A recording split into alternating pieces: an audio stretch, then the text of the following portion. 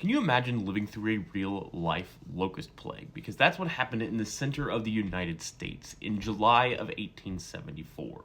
On about July 20th, 1874 to about July 30th, 1874, approximately 13.5 trillion Rocky Mountain locusts descended upon the center of the country: Colorado, Nebraska, Kansas, Iowa, Missouri, and Oklahoma, and ate essentially everything that they landed on.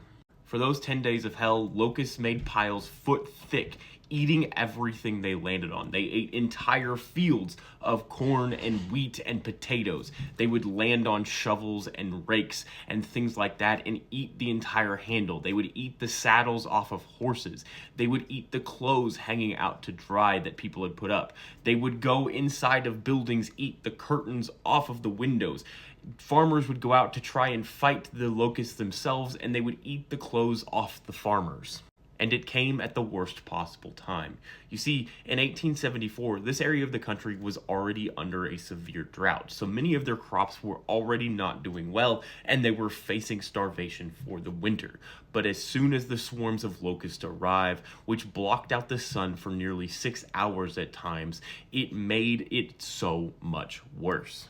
And it wasn't like farmers just did nothing in the face of this invasion. They tried many things. Many of them tried to set fires, they tried to set explosions, they fired shotguns into the air to kill as many as they possibly could, but nothing seemed to work. One farmer reportedly dug a trench along his fence line, filled it with sticks and leaves, and then set it on fire in an attempt to prevent the locusts from getting into his field. All it did was the locusts landed on the fire in such mass that it put the fire out.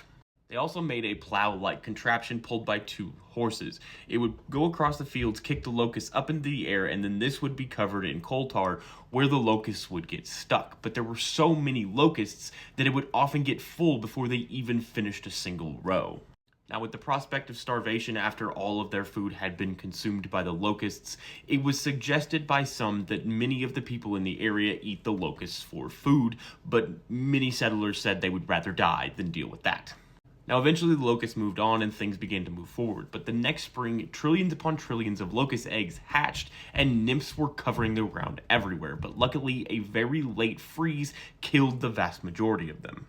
Now, in the aftermath, many states put out bounty systems for farmers collecting bushels of locusts, including Nebraska, which passed the Grasshopper Act in 1877, which made grasshoppers a public enemy and required all able-bodied men between the ages of 16 and 60 to take 2 days a year to kill as many locusts as possible or face a $10 fine.